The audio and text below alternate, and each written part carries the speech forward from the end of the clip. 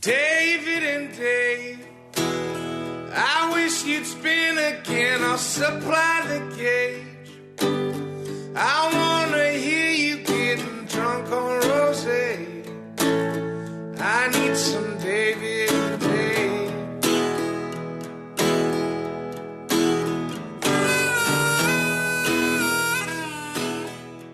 Dave's of Thunder is taped before a live studio audience.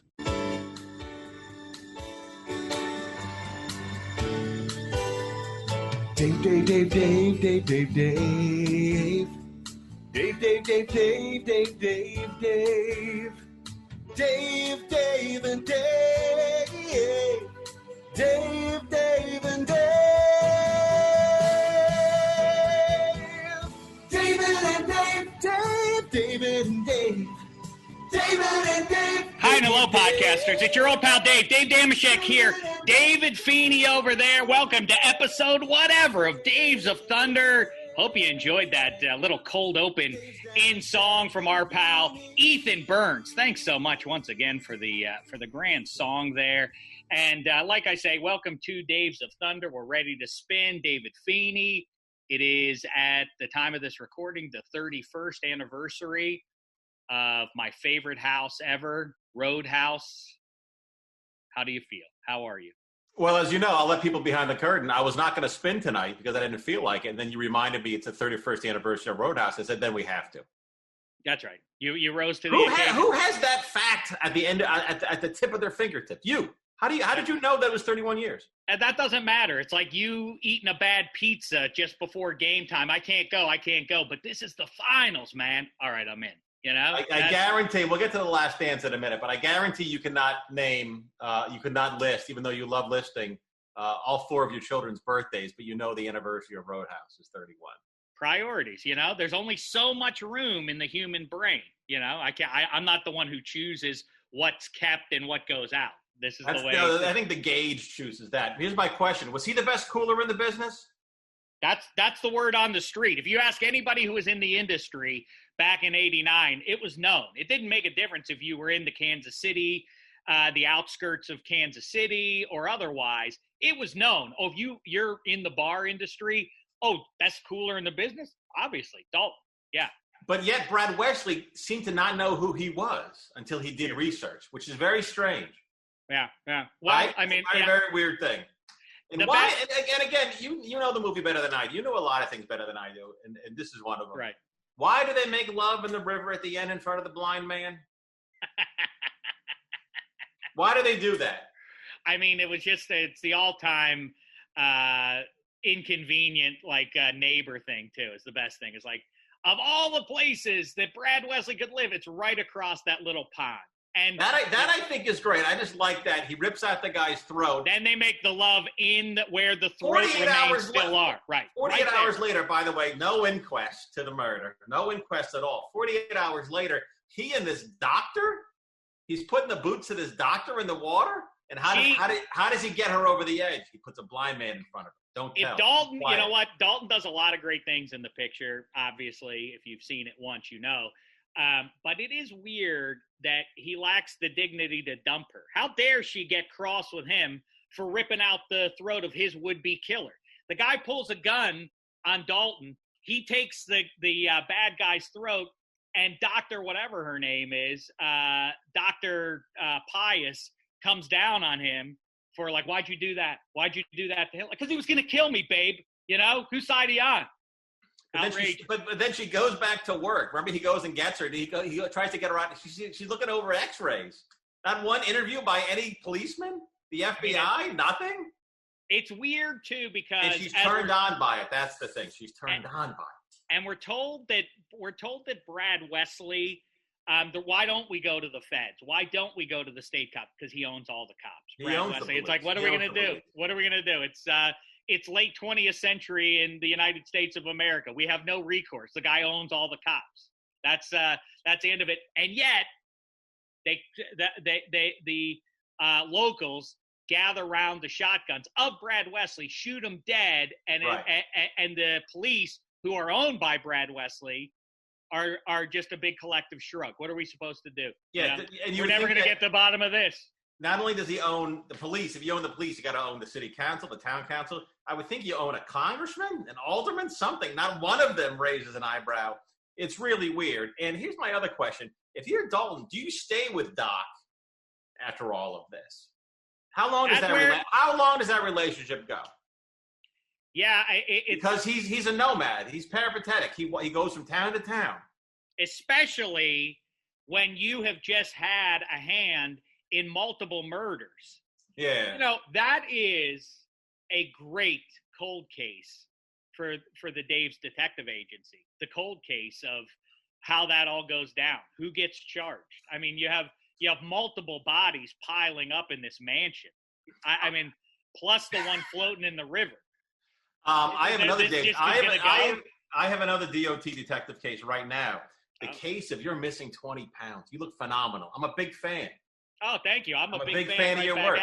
Look at the serendipity. If you're watching us on YouTube, by the way, you can watch us now on YouTube. Follow any of us on our social media, except for Feeney, because he is as closed and private because he's not a man of the people. Damashek, conversely. No, I just rather spend time with my family, my wife, doing charity work, that kind of thing. You yourself, if the topic's not you, you get bored. And that's fine. It's made you very rich. Who can argue? That's right. You're right. But I wore a Feedsters Union t-shirt. David Feeney wears a Shek Republic t-shirt. I just think it says everything you need to know. You know, it's a love story at the end of the day. But what was on that hook behind your head? Before we started spinning, you took something off the wall. Oh, why don't you tell people what it was? Tell people what it was. It was Beth's favorite episode. No, I'll tell you what it really was. It's his Len Bias jersey. Oh. Why would you have a Len Bias jersey framed? I don't get it. Yeah, our friend, our pal Mick from Mixtape over at Barstool, who is an avid Daves of Thunder enthusiast, has raised that question. What does Len Bias, knowing that I love the what if questions, ask? What if Len Bias goes to the Celtics in '86? What does that do to Michael Jordan's legacy? I think it really disrupts it. It keeps the Bulls from at least 3 different finals. If you drop Bias onto that Celtics team, by the time he's there, how good was Bias? How good was Bias? He's 1A to Jordan, same skill set, basically. But he was the second pick, right? Was it Doherty? Well, Jordan was the third pick, so I mean, if you're measuring it based on that. No, I'm not measuring anything. I'm literally asking, was he the second pick? I want to say Doherty was the first pick. Gary and Donovan. I don't need to see your faces yet, but can you please look that up? Either way, it is a fascinating question. So how are you? How's everybody doing under your roof? Everybody's getting by? Everybody's great. Everybody's outside right now. They're drinking wine. My daughter among them. That's not a good thing. She's 5 years old. But anyway, they're having a good time. It's lawless. The streets are lawless now. She can do as she pleases. Nice cool day today. I lived today like a man. I got up early this morning. I varnished my table. I have an outdoor table. I varnished it. I put a nice marine varnish on it. Oh, nothing's going to penetrate that, baby. I see. I thought that was the color marine. No. Marine, like for boats. You slap it on a boat. You got to do like 3 coats of it. So I'll do a coat after I finish with you. What about you? Right. I'm sure you were spent doing the same thing, right? Except I know how you start the day with a lovemaking session. That's right. Like we talk about the first 3 to 4 waking hours daily. 3 to 4 hours. If you're gonna do it, you do it the right way, or you don't bother with it at all. He's got a career. Brad Doherty to the Cleveland Cavaliers, which is crazy too, by the way. I don't know if he still does it, but he became a NASCAR guy. Yeah, isn't that so weird? Looking at SportsCenter, all of a sudden you see Brad Doherty. What a collection! Then Chris Washburn comes out of NC State 3, and then Chuck Person, the rifleman, and Eddie Skywalker. I know. Never heard of William Bedford. Yeah, he was with those Memphis State teams way back when. Tarpley was really good, and that Dallas Mavericks team might have gone on to great deeds if Roy Tarpley could have avoided the schmutz, but he couldn't. I think he's gone. I think he left us, as a matter of fact. We lost Tarpley? Is Tarpley, he took the nap? I think, you know what? Chris Washburn. He did pass away. I think Washburn walks the planet Earth, but I'm not positive he is still around either. John Sally, there you go. And look who it is. Spider Sally, our old friend. Spider Sally is around there. Anytime you want to talk to Spider Sally, too, by the way, here on DD. I read that book. It ain't a page turner. But how are you? How are the kids? Did you see the kids this week? Do they know who their dad is? They know who their dad is this week? They do, as a matter of fact. Look, I told you, we at least once a week since the 19 arrived, it brought with it wiffle ball games. And we play wiffle ball, like I say, at least once a week these days. You're more than welcome to come by and show off what you got. Now, I'm gonna critique your game real quick because you and I have played wiffle ball a couple of times. You pitch like I've never seen. You cannot put bat on ball, though. You're horrible at it. You're horrible at the plate. But you have with your because you're lefty. That's right. You put some spin on it, baby. And I bring it 3/4 style. You know that it bites in on the hands of a righty. Yeah, you know? I think that of all the times you've pitched to me, I've hit one home run after that. You're really you're really Steve Carlton out there. But here's what Damashek does when we play wiffle ball. He bunts every time. Every time he bunts. Get on base. Try to drag bunt it. Who you, Rod Carew? Not Vince Coleman, you know. I get on base and I make hay. All of a sudden, I turn a single into a triple in a couple pitch balls. I just realized you're dyeing the beard. You're dyeing the beard. Look at you. Why'd you dye it, buddy? Well, youth. You know, I think youth wins the day here, and you know, it's getting a little. Oh. What are you talking about? You look fantastic. Look how gray I am. Look, talk about. By the gray. way, this is all great. The daughter and the wife are dyeing my hair blue this week. Is that actually true? The blue dye is coming. I think a red dye is coming too, but it's going to be a blue dye, I guarantee. Good for you. I love Look at that. Look at we're having fun. We're living. What this is now, as I realize, this is retirement. My wife and I are living right now is retirement, except we have a 5-year-old running around. That's right. It's so interesting. You fast forward to. Can I just say one thing? You fast forward to 20 years from now when I am retired, or 15 years from now when I am retired. 15. What are you still doing it for? Just for the love of it. You like for the love of it because it's about the fans. That's why. It's not about me, not about the ego, not about the trophies. That's foreign to you. But in like 15 years from now, imagine if we were living this life right now. We had a little daughter running around. We're living that life right now. This is a time machine from then to now. That's right. And speaking of temporal matters, it occurs to me that first of all, where Roadhouse is concerned, 31 years ago, 1989. Where are you in 1989? Let's see. Where's David Feeney? How has Dalton and company? How has your life changed since you first met Dalton? Did not know Roadhouse back in '89. I was a freshman in high school. Did not know it back then, but knew his work in Dirty Dancing because I watched that movie a lot. Knew his work obviously in The Outsiders and Red Dawn. When I finally saw that movie in college, I was mesmerized. I was mesmerized because here was a completely ridiculous movie that I could not stop watching. Gary has described Hot Pursuit in this way. But just like, here is a ridiculous movie that every scene works. And every scene is dumbfounding. So you said you're a freshman in high school in 1989? Yeah, or a sophomore. Sophomore. Did so a 15-year-old David Feeney, did he have his sights set on Hollywood stardom? Would you say you have wildly outstretched your dreams, or this was the master plan? I'm going to quote your Albert Brooks from Broadcast News. William Hurt says it first. What happens when your real life exceeds your dreams? And Albert Brooks says you keep it to yourself. The greatest movie of all time, Broadcast News. Greatest that to movie me of all time. That's my favorite movie of all time. That and The Third Man we've talked about.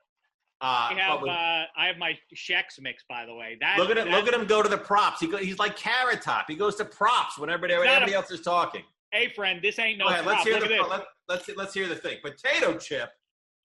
More like no tato chip. I don't know what you do. Good one. You know what else is good? What? Shek's mix. Pretzels, salt and vinegar chips, some three nut mixture. Now. No, what's the three nut mixture? Go ahead. You got me off topic. Go ahead. Let me say this couldn't have waited 30 seconds till I made my point. Please make it. I didn't know. No, by all means. What point were you making? What point? There was no point. I'm answering the question you asked me. This is what you wanted to do with your life. I thought that was it. You quoted a movie. Sorry. You quoted a movie. I thought that was the end of it.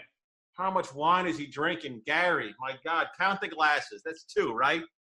It's not wine, friend. That's hydrochloroquine.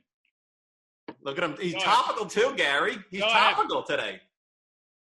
Go ahead. That's right. I'm into my red. I've crawled into a bottle of red. That's a big red. Good for you. I'm glad you can have a big red. But so what are the three nuts, baby? What are the three nuts? Here's the thing. List them. Win, play, show them. Here's the important thing that you need to know about mixed nuts. Don't get the one that is just generically labeled mixed nuts, because the mixed nuts, what I have, and my complaining about this, did this affect change over there? By the way, Damashek, you don't know, had an improv team back in the early 2000s called Mixed Nuts. Let's see if you still have your game. I'm going to name a place. A barbershop. Go. That's why they kicked me out. I created the grade. They kicked me out. I have no answer. Hello, my name is Dave Damashek, and we are the Mixed Nuts. Can I have a location? Let me tell you something. Do you want to learn, or do you want to crack wise? I mean, please go ahead. Where's your head? By all means, wow me with your mediocrity. Here's what I got. Planters now. They must have. Did they hear Dave Damashek talk? I don't know, but it seems like they did, because I bellyached. I got one with cashews, pecans, and pistachios, aka the three finest nuts known to man. That's by the way, that is the troika. I agree with you. That's the troika. Almonds are good. Peanuts, obviously, gangbusters at a ball game. But if you get the mixed nuts, you get all those mixed together. But what takes up 2/3 of all the space inside that gigantic tin that you get? It's that gigantic nut that nobody wants. It doesn't taste good. I call it the sucker nut. I don't care to learn what its real name is, because all it is a filler nut to take up your belly, but you don't want it to. But it definitely takes up a chunk of your wallet. Do you know that those nuts are such garbage that you can light them on fire? You can use them as a replacement for candles. You can actually light the end of those. Try it out at home if you don't believe. When have you had the time? When you've tried that before? Yes, you can light the end of it. Yes. And well, you know what? I got to tell you something. I was worried that Damashek was going to go into his nut panel. Gary, can I have some 45, please? The Penn's faithful pack the arenas for every single game, cheering Pittsburgh's boys of winter all the way. Great fans, great state, great place. Just jealous of Shek's mix. Take that, rat. But I will say this. I'm going to answer your question because I think people care. And I think Gary and Donovan care. You may not care, even though you asked the question. I love to hear what I thought I was going to do. I thought I was going to come out. I was going to be a broadcast journalist. That was going to be my thing. I was going to write for the news. I was really excited about that. I was going to be behind the scenes reporter, and that's why I went to Syracuse to be a broadcast journalist. I didn't know. This is literally, after knowing you for 20 years, this is the first I've ever heard. Yeah, that's why I went to Syracuse, because you knew from an early age that dance was your calling. That's right. And I did not have that calling. I had broadcaster. I thought that was going to be, because it's TV, but it's also, you're informing, you're helping people, and it's also live. That stuff really excited me. And then when I went to Syracuse, it was interesting, but people knew the news far better than I did. They were far more in touch with it, and it wasn't quite what I was looking for. And then, as you know this story, I had an elective class, a script writing class, and I wrote a Larry Sanders episode, and I got an A+. And then Walt Disney Company had a fellowship program. They said, send us your stuff. We'll see if you get into this program. And my girlfriend at the time, Karen, was like, you should send it in. And I was like, no, I'm not going to send it in. And then she sent my script in without me knowing. And I was a finalist. And they flew me out to Los Angeles. And I met with these people. They said, you're not going to win this thing, but you should definitely give this a try. You should give it 5 years. And that's why I'm out here. That's funny. I early on the script that you've mocked, the only spec script I've written, was good enough. Bad as it was good enough to get me. Mixed Nuts, a comedy? I wrote that Everybody Loves Raymond, and that got me into the Warner Brothers, same thing, that same program. Do they still do those kind of things? They do. They have it's different form, but they do. Yeah. What do you want? Oh, I didn't know you got into the Warner Brothers program? I didn't do it though, so I don't know what happened. Why wouldn't you do it? Why wouldn't you do it? Because I got a job, probably. Not enough probably robots. Right around. Probably not. Can I write for? Can you put me on a show with robots? No, we don't have a robot. All right, then fine. That's not me then. Anywho, you gotta stuff your face while we're spinning. I'm trying to have Shek's mix catch on. Can I first? We've talked about Len Bias. We talked about Last Dance. I'm gonna let people behind the curtain again. My plan for tonight was to do this show from my kitchen because that was going to be great. I had to make the family dinner. Would have been great, yes. Tonight, Daddy's making steaks. I was going to show people how to make a steak. I had a potato on the side. I was going to make martinis, which I'm now drinking. It was going to be great. Damashek was not. You were not overwhelmed by that idea. I thought it was great. Unfortunately, the sound was no good. But yeah, we had our steaks on Sunday that Beth put together. How'd you make them? How'd you make them, baby? I had no hand in them. What are you doing when she's cooking? The woman works 6 days a week. The seventh day, she can't rest. She also made pozole, which was, I mean, we took a trip south of the border without ever leaving Encino. Describe Encino, this lovely gated community. The man has a 5 and a 4, five bedrooms and 4 baths. He's crying poverty. Oh, we've really we've. I got to Venmo him $250 every week.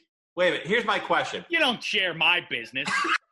What it takes for me to make rent is what I need. What I want for your, not for Donovan because Donovan knows these things, but Gary, who's not that bright. What's a pozole? I'm not asking for me. They've checked out or they're taking naps. I don't know. What's a pozole, baby? Come on, Beard. Tell me, Dom. Oh, it's a soup. I don't know if it's I don't know if it's Mexican, but it's spicy. It's got good beans in it, some chicken. It's a delicious concoction. I can see why I can see a 3-year-old loving that. I mean, I'm not doing it justice because I have no idea what goes into it. Do you floss every day? Sure, I do. How about Where do you floss? Do you floss in the shower or no? No, I find that those little sticks with the little piece of floss in them, the little piece of plastic with the little floss in them, right. They really open up flossing to a world of possibilities. I can't stand those things with all due respect. I keep them in my car. I do them as I drive. No, you do not. Yeah, I do. Sure, How funny is that? I see stuff in your teeth now, and I'm not going to comment on it again. But thank you for having too much class to comment on it. But Daddy, as you know, flosses in the shower. I didn't know that. I've talked about this for 10, 15 years. I floss in the shower. So we have the thing we're learning about David Feeney on this special episode. Things that everybody else knows, I would think a good friend of mine knows, but apparently you don't know because we're not talking about you. You remain a mystery. We're not talking about you or Len Bias or improv comedy in the aughts. Patrick Swayze, we've gone in on him. Has Patrick Swayze had played whose career? You get to choose 3 characters.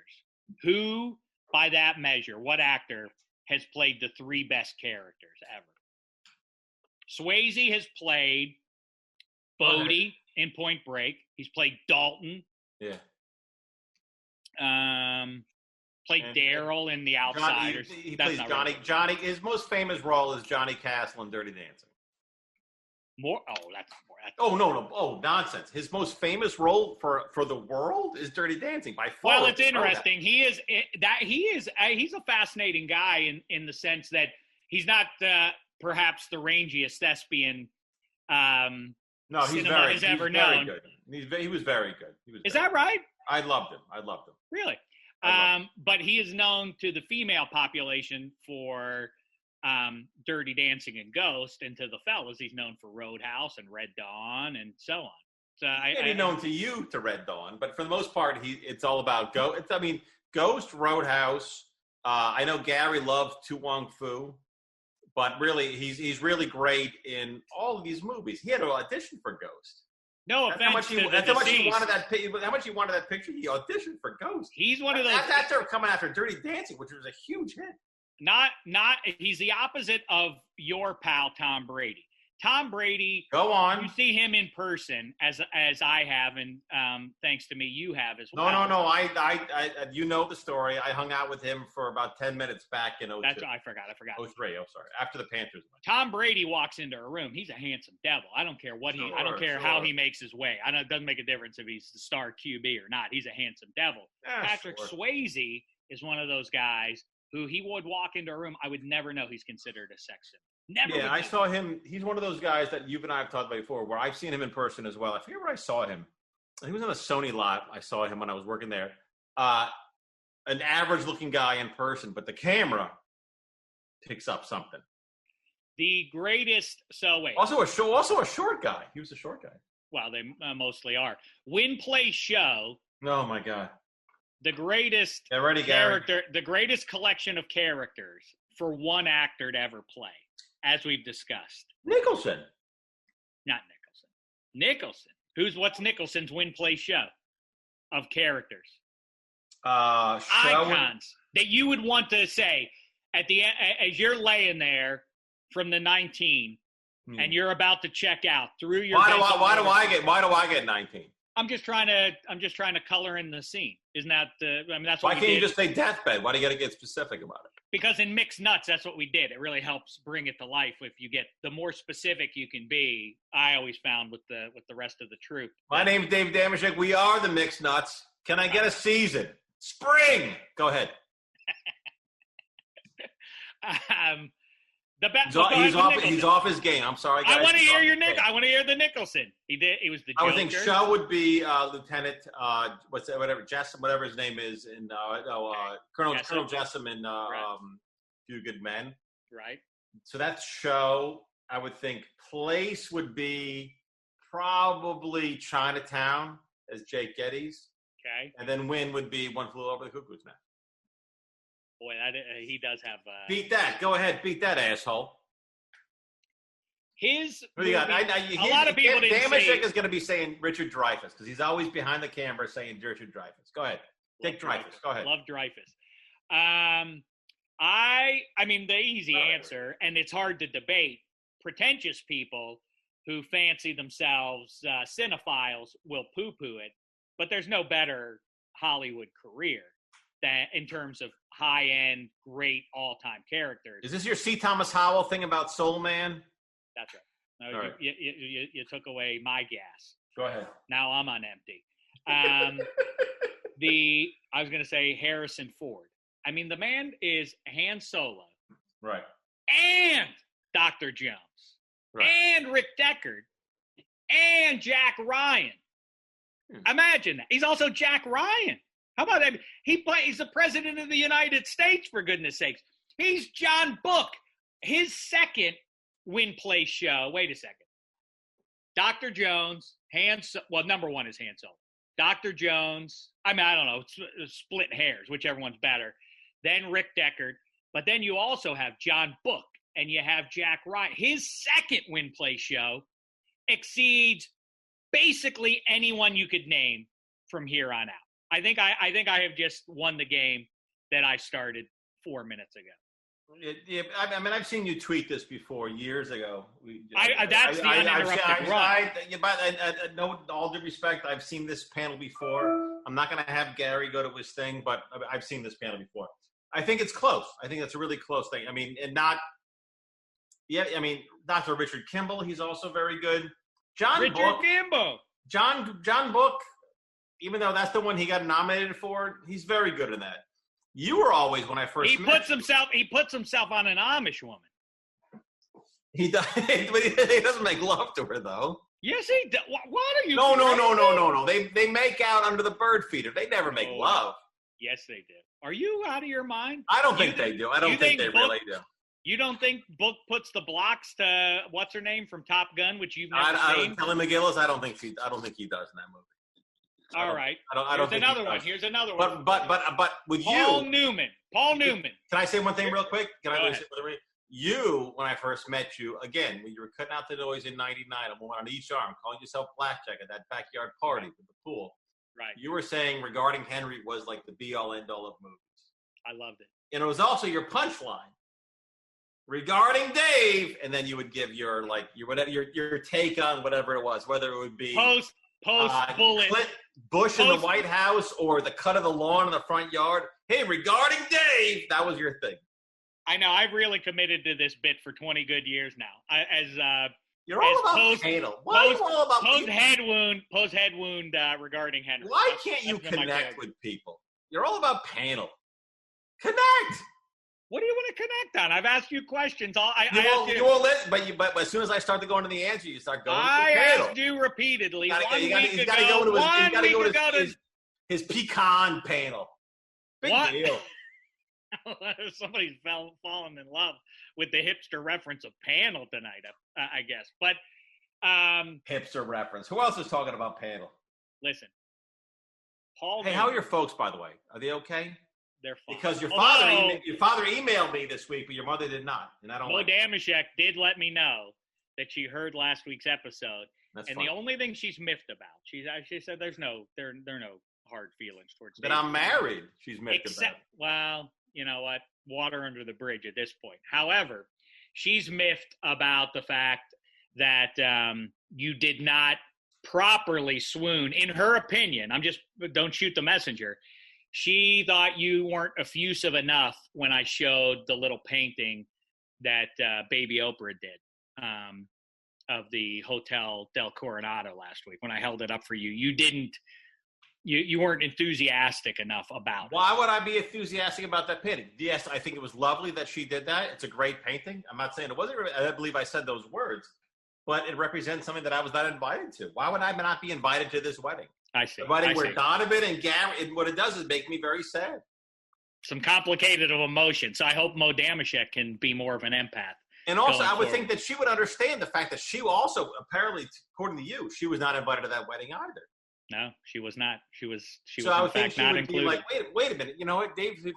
What's going on with David Feedy? He doesn't like that painting. Maybe it's because he wasn't invited to the wedding, or maybe because I wasn't invited to the wedding. Last Dance Part 2. Mo Damashek expresses her emotion. She gets together. He was not invited to the wedding. This doctor who earned millions of dollars, saved thousands of lives, wasn't invited to the wedding.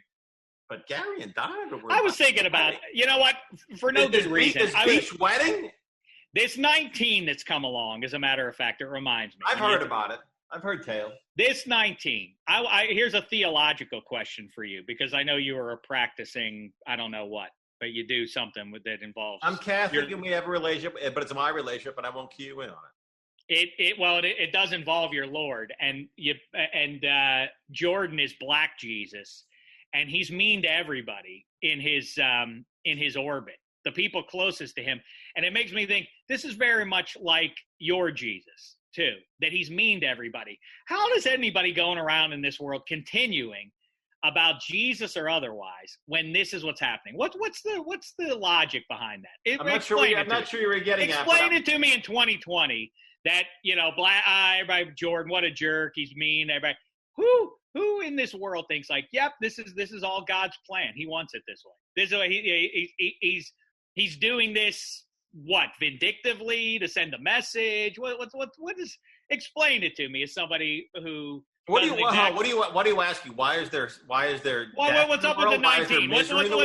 What's the explanation with 19? What part of the big plan is this from your bearded friend? I have no idea, but what you're getting to is a question you asked off camera, and that Gary, you sent it to Gary, and then Gary sent it to me, and that was part of the production meeting before we started. Who would win in a one-on-one tournament, basketball tournament, MJ or Jesus Christ? It's a great question, boy. Who do you think? Who would win? He called himself Black Jesus? I thought it was Black Cat. No, Reggie Miller called him the Black Cat, that Black Cat. But Michael Jordan, according to Reggie Miller, said, don't you know that you're not supposed to talk stuff to Black Jesus, something like that, or that's what you get for talking stuff to Black Jesus. Imagine calling yourself that. But it really is. Black Jesus is a lot like the OG Jesus, isn't he? Just kind of mean to a lot of people. This is so ironic coming from you, who called himself Black Jack 20 years ago. Paul Newman. Did you shower today? Of course. You did? Did you? Of course. I shower in the morning. If for no other reason, I get to floss my teeth in the morning. Flossing in the shower. What You've advantage is there to that? You've never lived unless you floss in the shower. Do you hang the string over the faucet, or how? No, you throw it away, dickhead. You be like every time you get in the shower, so you have to floss outside the shower. After you soap yourself up, you make yourself nice and clean. Then you reach, you get the floss, and you floss, and it gives you an extra 2 minutes in the shower. It's amazing. It's amazing. Someone like you, who I know, doesn't it slip on your fingers though, and everything? Is it what? Doesn't it get all slippery and then hard to wrangle and move over for the next tooth and all that? Isn't it? No, of course not. Of course not. And I know you make urine in the shower. There's nothing dirtier than that. And I floss my teeth. Big deal. You've never made urine in the shower. That's nonsense. I mean, maybe I did as a toddler or younger, but I never. You never make water in the shower? Never. I think it's grotesque that people nonsense. do it. I find it repugnant that people are so narcissistic and so myopic that they would urinate in a shower. That's right. That's exactly what it is. Here comes this now. That's what it is. Is that what you do? That's what you do? You spill? You spill with where your Are you lady, asking me if I've ever made water in the shower? The answer is yes. The love of your life treads where you've just spilled? Ugh. No, we have a double shower. I'm sure you do as well. Oh, don't you?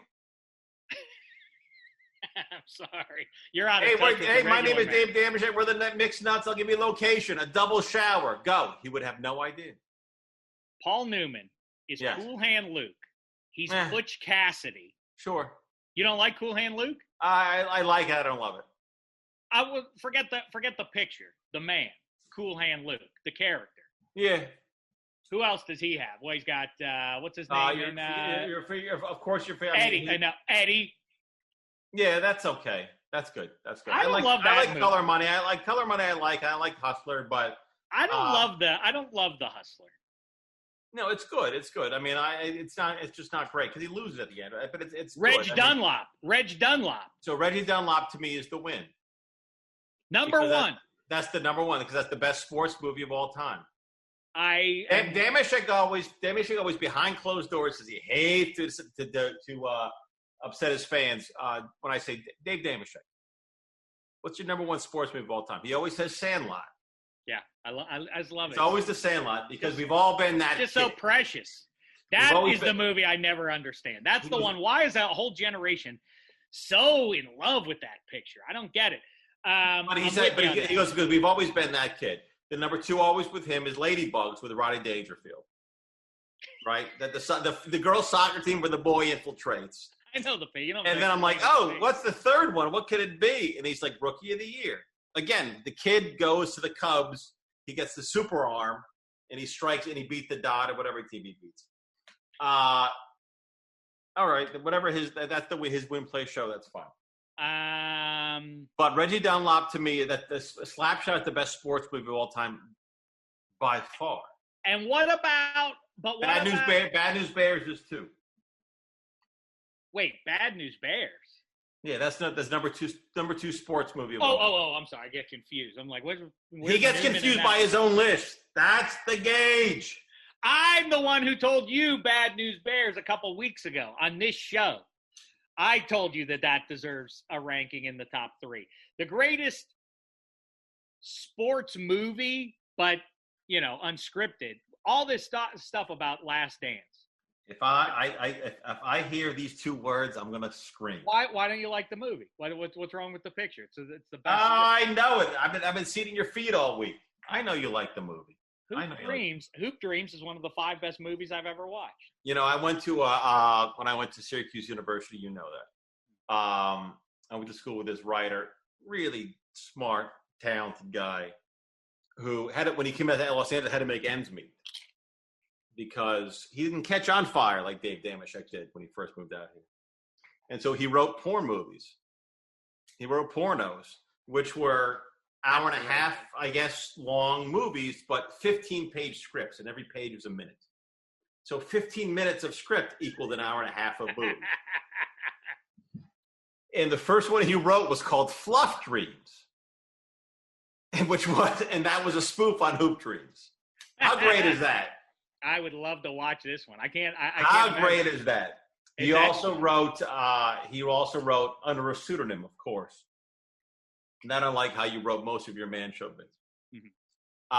He wrote Waiting for Good O, which was great. He wrote The Brady Munch, also very good.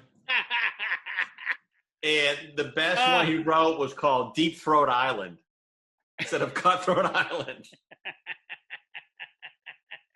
Boy, I'd like to see these. My favorite ones are I the bet ones you in would. space. My favorite ones are the ones in space. That when they're aliens. When they're like, what is that we're looking at? Like the advisor shows the girl who's about to get beamed down to planet Earth. What is that? That's called making love. And then they go down and those are the best. Those are like the pizza delivery guy. That's rote. Which is fine. But can you imagine being as clever as I've never been as clever in my life. And I've done good work. I wrote for Big Wolf on campus. I know. Waiting for Good O. That's pretty astonishing. That's excellent. What is that? Bottle two? What was that? Bottle 2, asshole? Nope. Look, we're halfway through here. Oh, look please. Oh, look at that. Look at is that a Coppola wine? That's right. It's a Coppola. Look who's looking for a sponsor, Donovan. Listen, I don't think you understand. That's how show business works. You scratch my back, I scratch yours. Remember when imagine how much more interesting this would be if I was making a steak during this? I agree. Or if Francis Ford Coppola were with us right now. Either way, this would be a more interesting show. Hey, how about? I know you like. Then we'll go to the Duvall. Francis Ford Coppola. Apocalypse Now. Yeah. Colonel. What's his name in that picture? He's great in that brief little appearance there. He's great. Then he plays Max Sledge in Tender Mercies. That's within like. Yeah, but that's 6 years. But he won the Oscar for that one. No, that's like a 5-year window. Yeah. That he plays that guy who's like, I love the smell of napalm. Charlie, don't surf. He's that guy, all bravado and testosterone, and then he's Max Sledge a half a decade later. Who's better than that? Neither of them would be my win play show. Tom Hagen. Hagen's one. He's probably plays. Max Sledge isn't in your list. He's great. Is that? I would think for some reason I would put. Let's see. I'd probably put Wynn as in a Network, the Lumet movie, the Chayefsky picture. It's great. He's just that to me is my favorite role he's done.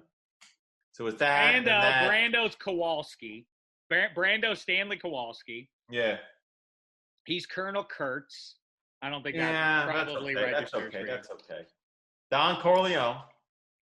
I mean, he's Don Corleone. He's Stanley Kowalski. This is rivaling. Okay, now we've landed on it. But then on the waterfronts probably, or the Wild Bunch, whatever it's called. The Wild Bunch. What's it called? No. Both. The Wild Bunch. Can I ask you a question? You can. Can I see the Kinder, please? No. Where are they? No. Gary and Donovan. Oh, I thought you were talking about the little ones. They're downstairs eating. Why would I want to see them? I mean, that just says it all. They were their au pairs right now. They were their au pairs. Gary. Look at the boys. Look at my Hey, boy. Gary, how are you? I'm good, guys. How are you? Look at Gary's wearing a Jacuzzi Pete shirt. Look at him. We got to get the T-shirts going again, fellas. These are some great designs we've got here. We got to get the T-shirts back out there for the people. Why don't we, Damon? Why don't we? Because you backed the wrong pony. That's why, Damon. Hey, Donovan, can I ask you a question? Hey, yeah, sure. How much better would it be if I was making a steak right now? Look, I was actually bummed that you're not because I don't know if you guys know this, but Feeney is an excellent cook. That's right. I've actually been to his place. Had some. That was the other thing that pissed me off was that Donovan. Hey, I know that kitchen. That's where I put you in the tub, like because Donovan was it. You remember that, Donovan? I thought you were in the bag that night and morning when you had the two of you. It was you and worse, but I had glimpses. It was you and BG. You came over the house at Father's Day. By the way, almost 2 years ago, and I think BG made fettuccine Alfredo or something like that. And then you put me in the tub, and you stole my kitchen pistol. Someone stole my pistol, and I woke up pantsless in the tub. and at some point you made 3 in that shower or in. I don't remember that. I don't like that talk. Gary, don't think I didn't see. For those of you watching on YouTube, you may have noticed Rookie of the Year. Now, talk about topical. There he is, Gary, putting the kid from Rookie of the Year out behind him there. Very nice. Gary, is this going all right so far? Yeah, it's going great. Do you think so or no? Don't be silly. It's excellent. No. Hey, Gary, do we have any business to take care of? Well, look, fan favorite Yonders sent in some jokes. I guess he's the head writer of Just Gary. He is definitely not that. Under no circumstances is he that. He's freelance. He's freelance. I want to take Damashek down a notch. Oh no! Three Rivers imploding. Good riddance to bad rubbish. The home of so many special memories. That was landfill. So many splendid times in there. Yeah, that place. Keep going. So Gary, that's where I poured. Yonders has jokes. It was so cold. It was so cold in there in January for the playoff games that my sister Amy and I would take the hot chocolate that Mo Damashek packed for us in the thermos, and we would pour it onto our bare hands. Can you imagine? Hot chocolate. It was so freezing. We would pour it. Why were you in the box? Your old man was the team doctor. Why were you in the box? He was no team doctor for the Pittsburgh Steelers. He never was? He was mere fan, Who was he the team doctor for? The Pittsburgh Penguins and the Pitt Panthers football and basketball teams. Okay, but you got into the box of the Igloo then. The Igloo, you were in the box. No, we didn't go into any box. Again, I was raised to be a man of the people, and that's what I aspire to be each and every day. Never mowed 1 yard in his life. No. Yeah, this is the one thing that would stump the mixed nuts. I'm Dave Damon. We need a location. Front yard. If anybody, we need a reunion of the mixed nuts here on the show, huh? An unmowed lawn.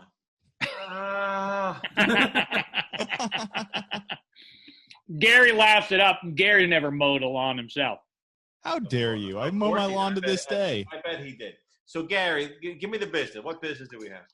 So, Yonders McFarlane sent in some jokes. Now, to be fair to him, because we're going to read a few of these, this is about 2 weeks ago. So, if some of the more topical stuff sounds a little out of date, that's why.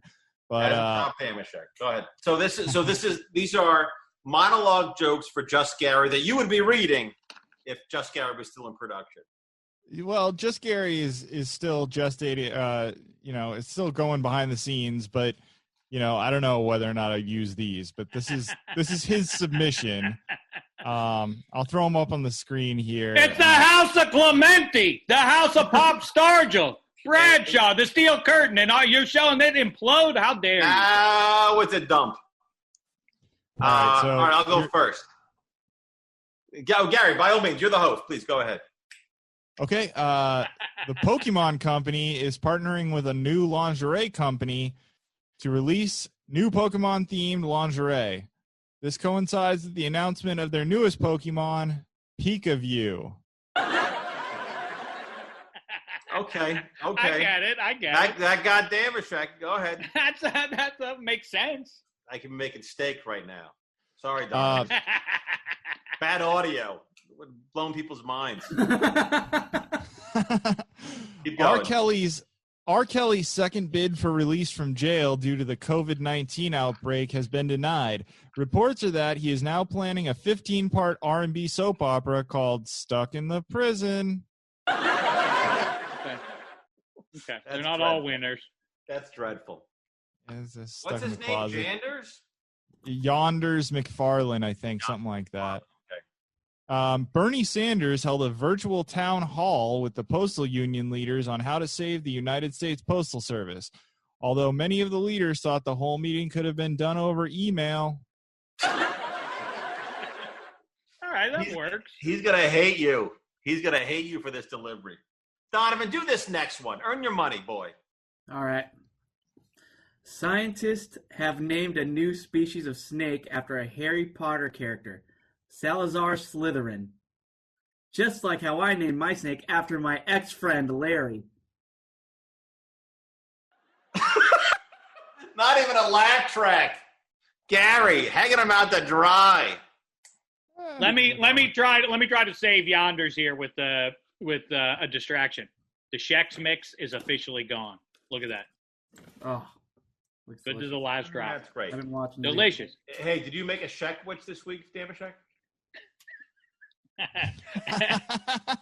Anytime I take two pieces of bread and put them together, put anything in between, that's a Shekwich, friend. It's a BLT with mustard, right? That's what a Shekwich is. What have I done? What have I done? Is there another joke or no? Al Gore endorses Joe Biden for president, saying, "This is not complicated." Al Gore then continued to explain the position for 3.5 hours. Okay, so that's the last. That's the last one we'll do. That's the last one. You've had it. The gold we're churning out. I like material. That's great. By the way, more than Damashek has produced. All due respect. The most tasteful thing he's done in 6 weeks is take down the bias jersey. Are you making dinner tonight, Damashek? What are you making for dinner tonight? Not making any dinner, no. Beth is cooking right now? I don't think you understand. Do you I know that you. I understand you attempt to achieve some sort of contrast between yourself and me for the way my relationship works. Look at it go down. Beth happens to be a marvelous chef. And, did you let? I'm not. Did you let the cook go? I forget about this because Beth sent some sort of email to Jennifer, my wife, my love. My lady. That was There was something about do you know a place for Berta? Was like the subject heading. Mm-hmm. But Jennifer was like, no, I'm sorry, we don't know anybody for Berta. But is Berta? Did she land on her feet? Well, we still bring her around for Sunday brunch and then multiple meals over the course of the week. But yeah, we've cut her back a little bit. We don't let her. We've taken away her little chef's quarters that she had. But you're still paying her, right? I don't know. Listen, what?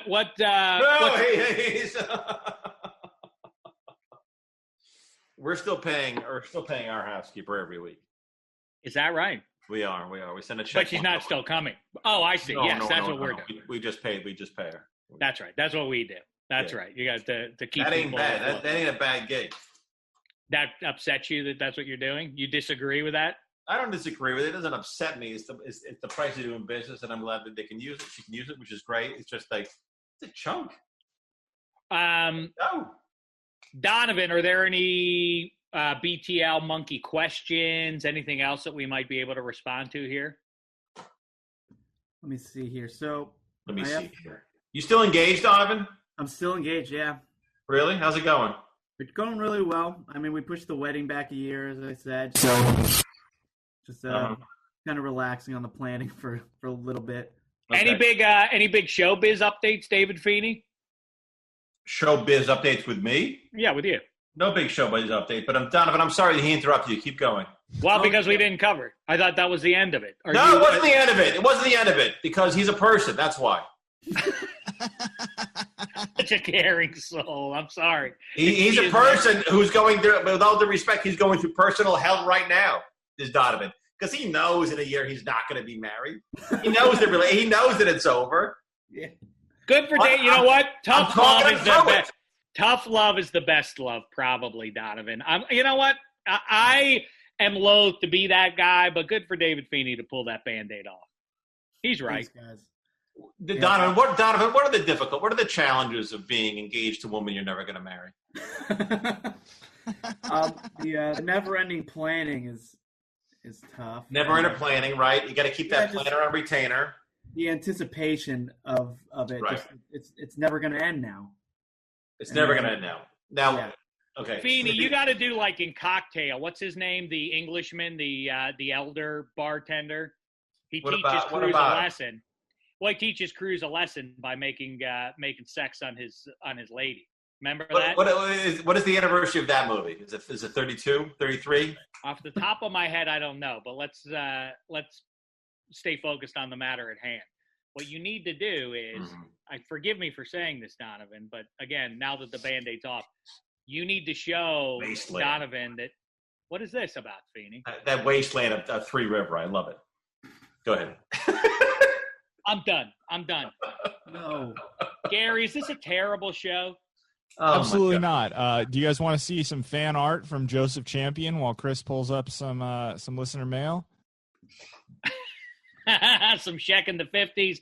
A hot new bit that David Feeney has come up with. I love this one. I didn't come up with it. That was your tweet. Those are your tweets. No, I'm sorry. Yes, right. Those were my tweets from if I were back in the 50s. So in this script, Gary's Kanicki. I'm Sandy. Damashek is Travolta. That's right. And Donovan is Soccer Channing.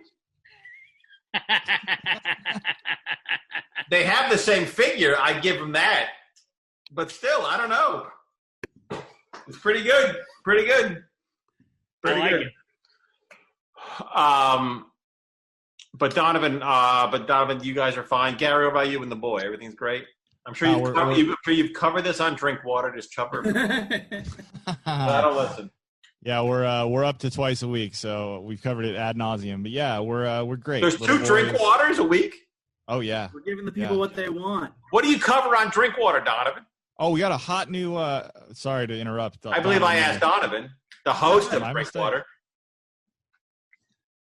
Oh, No, please, other people. Go ahead. We do show and tell on Fridays. What is show and tell? What is that? That's pretty self-explanatory. What do you show? Here, I got one of my. These are the deficiencies in this podcast, and we're going to talk about it. I got a recent one here. This is my old license plate. There you go. Cool. Gary, you pretended to be a Jew I never pretended that. to get the benefits of the Jewish fraternity that you were in. Explain this Jesus business to me, though. I'm fascinated by it. Do you not see the connection? What is this now? What is this? I don't understand.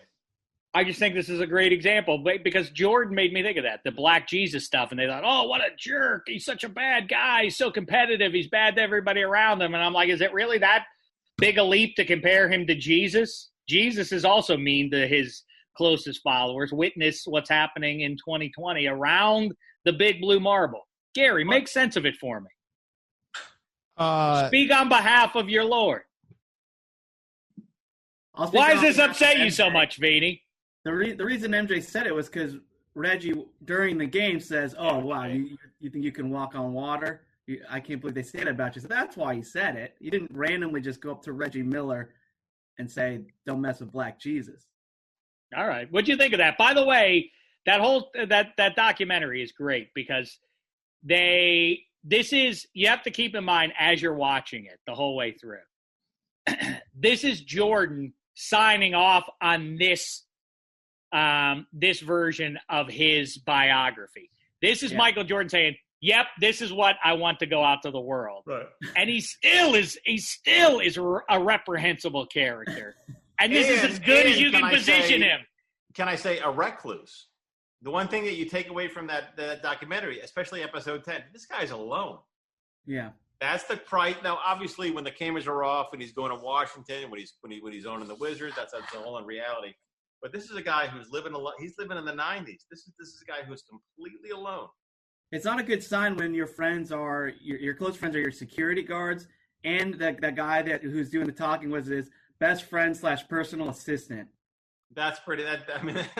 Boy, you know what, Donovan? That is the single best observation I've heard about The Last Dance. That's exactly right. The people who are beholden to him are the only people who he cares about, or the only people who actually care about him. Horace Grant badmouths him. Scottie Pippen plainly sees him as a conduit to better days. He's more than happy to play sidekick because in Scottie Pippen's brain, this is all leading to a big payday. This thing about 1998, like, oh, we could have run it back if Jerry Krause hadn't done anything.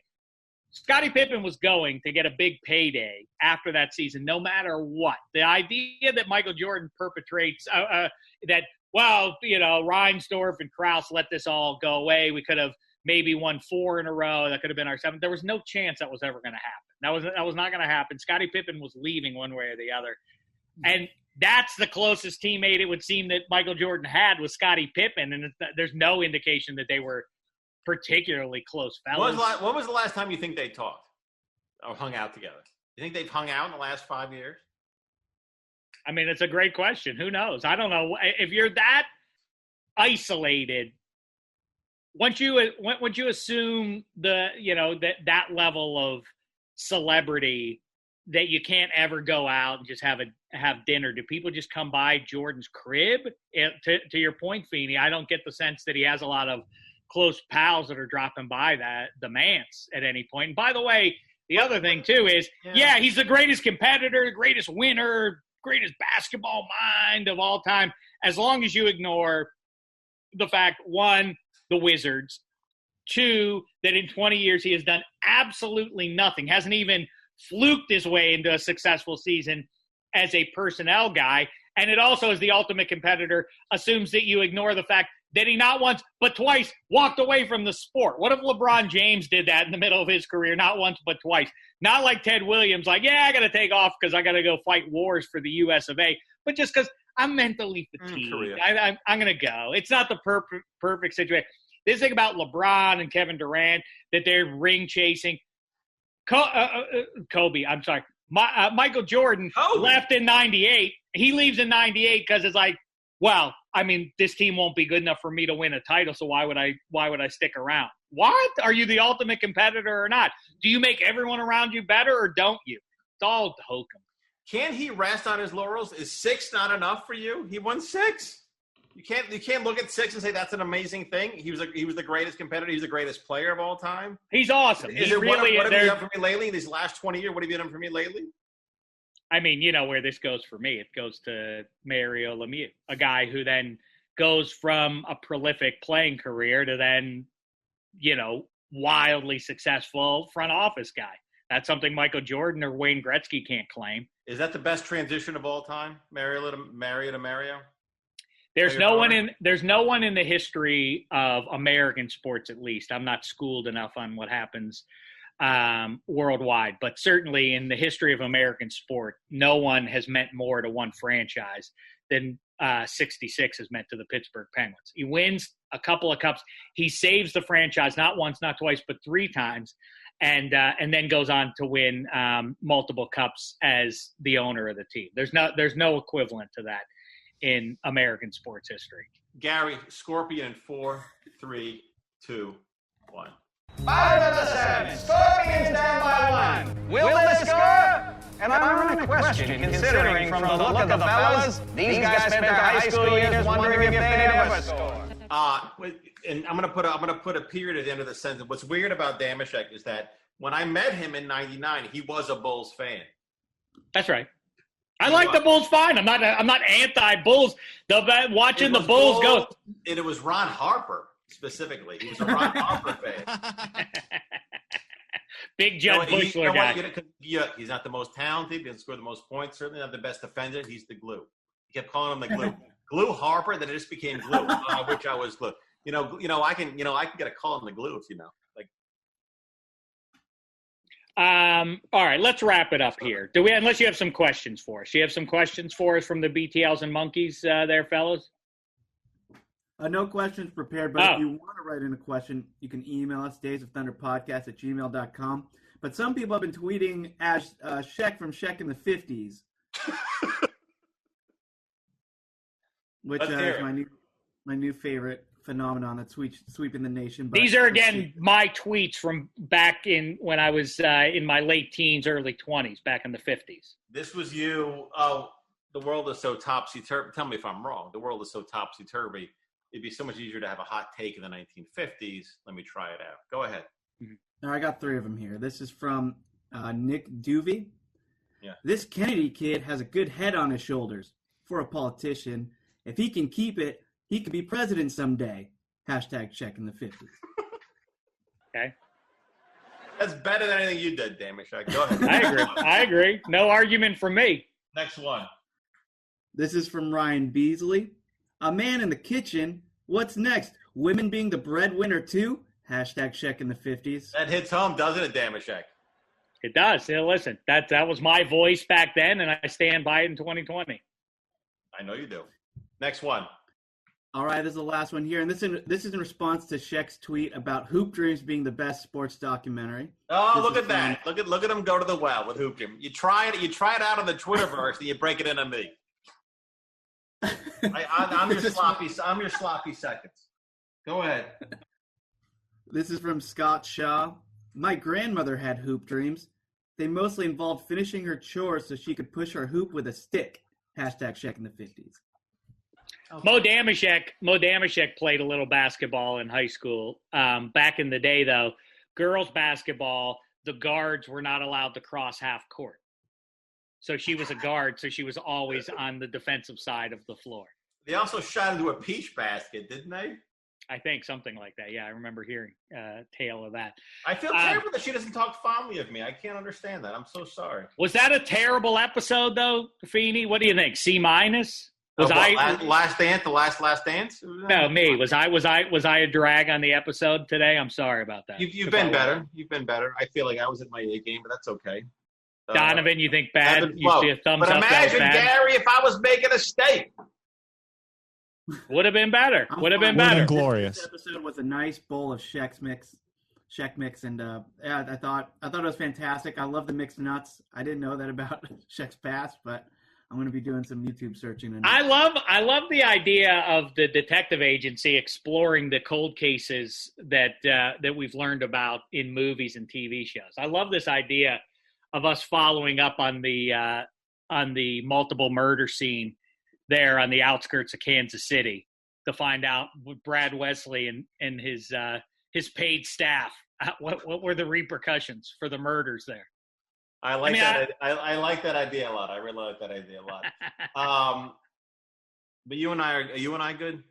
Are they? I mean, but they wind up like that, like skittish. Like, I know we were on his dime, but he was kind of a jerk and everything, burning down local businesses and everything. Brad Wesley.